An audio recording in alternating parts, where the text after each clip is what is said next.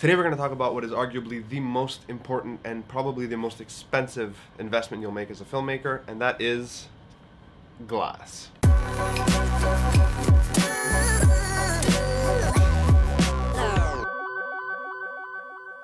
So let's get right to it. Lenses. Whenever I'm out shooting, a lot of people ask me, oh, what kind of lenses are those? What are you using? What do you prefer?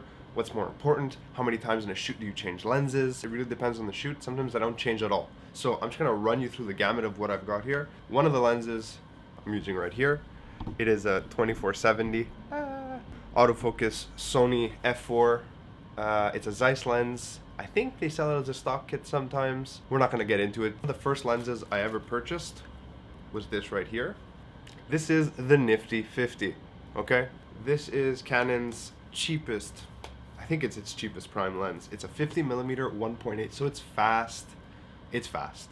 Now, when you focus it, can anyone hear that? Yeah, that sounds expensive. Sounds real expensive. This little 50mm has gotten me through some of the worst conditions of shoots. So this thing, it's basically a 1.8. It's got beautiful bokeh. It's got beautiful shallow depth of field if you need it. Anything over f4, it looks like garbage. I can't say enough about this stupid little lens. It's got autofocus, which is slow as all hell and louder than anything you could ever imagine. It's so fast. Look at that opening. This thing got me through a lot of tough times. Probably the first lens I ever invested in. In the same kind of size category, I'm just going to show you this fast. This is a, what is this? I don't even know. I never used it. It's a piece of shit. It's a 3.5 to 5.6. 16 to 50. This is the kit lens that comes with the A6300, which is my B cam. It's also the kit lens on the A6500, which is my wife's point and shoot. It's garbage. Honestly, don't buy this lens. Never buy this lens. If it comes with a camera, keep it. I don't know, sell it on eBay for like $10. This is the workhorse. This is my Tamron. I'm just looking at this thing and I'm thinking of all the stuff I shot on it. It's just like it's been through the gauntlet and back. It's seen things you people couldn't imagine. It's an 1850. It's pretty good range. You're getting wides, you're getting a 50. Honestly, most of the time you can get away with a 50, especially when I was shooting on a crop sensor, so it like doubled up. So the 50 is like a 78mm. You get a nice telephoto. Haven't used any of those three lenses in forever, ever since I switched over to mirrorless. What I switched to now is my Rokinon Cine lenses.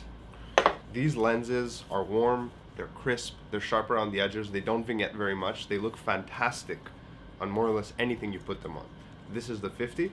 It's a 1.2. It's a 1.8. It is a 1.5 50mm by Rokinon. I'm gonna open her up here. You guys see the iris closing there? So it has completely manual controls right here. This is the aperture. This is your focus. It's great if you need to attach a follow focus to it, which is fantastic. Which honestly, 9 times out of 10, I bring it along. I don't always end up using it because these are so tactile that you can feel them really easily. The 50mm has a beautiful, buttery smooth focus ring. Comes with a hood. Yeah, I use it sometimes. Not all the time. I don't know. It's useful. So it's a 35mm, but it's longer than the 50, which is kind of weird. The focus on this thing is just fantastic. Like, it's so smooth, makes no noise. Again, you got the manual controls.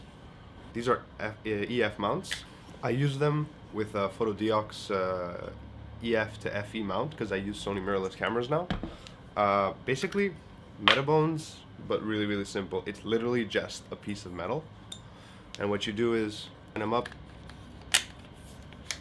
It locks, and then this is an FE mount, so you can mount it to a Sony camera. You don't get any control of any kind of electronics. So these cost $40. They're cheap as all hell. They're indestructible because they're machined. But the thing is, I don't have any electronic controls. These are fully manual lenses, so there's really no trade-off for me. That doesn't mean that there's no versatility that's lost. So I don't have a zoom. It's a prime lens. If I want a closer shot, if I want a wider shot, I gotta get closer. Now, when I'm shooting on the A7S, yes, I can crop the sensor to 1.6. I can come in a little bit, use the digital zoom, within reason, obviously. But the image quality is so much better. Something about 35mm lenses on 35mm sensors, I don't know what it is, if it's magic or science, but they look fantastic all the time. Now, let's bring out the beast. The Rokinon 2.2 135. This thing is heavy. It weighs like £2? I have no idea. I'm sure there's specs online. This lens is fantastic. It's heavy. You need to put a lens guard in the front so that it can hold it up so it doesn't shake. But the image you get on this thing is just incredible. The depth of field is shallow, shallow, shallow. Even when you pump it up to like f5 so you don't lose the fall off on the edges of a face. It's great for portraits. It's great for shooting secretly from a distance if you need to get B-roll and you don't want, because the best actors are people who aren't acting. They're gonna do it naturally. This is gonna make it happen. This is my cinema kit. This is what I never leave home without. Glass is arguably one of the most expensive things you'll have to invest in. Just my lenses on their own. These ones aren't bad actually, that's the thing. So I had bought these on Boxing Day at Lozo, which is a camera store in Montreal. I think I paid 40% less for them. It was just one of those things. I needed lenses. I was in the store picking something else up. I had been in desperate need of a good lens. Found these, decided I had to buy them, and I did. They've served me well. I've had them for about 2 years now. The first time I used them was when I shot 1501. I had rented these exact same lenses because I knew that they were probably the only lenses I could afford at the time that were up to par with what I needed. And I shot an entire film on them. Most of the film was shot on a 90mm, which I didn't end up buying. Kind of regret that, but anyways, you can always buy it later. The rest was shot on the 50 and the 35. The film looks fantastic. The lenses really came through, so once I had tried them out, I decided that I needed to have them and I bought them. For the price point, for what you're getting, they are metal, they're machined, they're aluminum. The lens hoods are crap, but it's a lens hood, so who cares? That's not what you're paying for. You can always buy a hood. They're just all around good workhorse lenses. They do what you need them to. They're not zooms, but that's the thing you'll learn really quickly is you need to know what kind of lens you need for any given situation. Yeah, you can get a 24-70 zoom, but is that what you need? I'll try to post more of these. I'm still trying to get the hang of this. The first time like I've ever undertaken something like this. And if you haven't figured it out by now, basically this channel is supposed to be reviews, honest reviews, but not in the exact same sense. Yes, I'm going to be honest about it. These are not paid endorsements. These are things that I have, things that I use. You could go online and find a spec sheet. You don't need me to like just break down the specs for you and be like, rocking on 1.8, text overlay.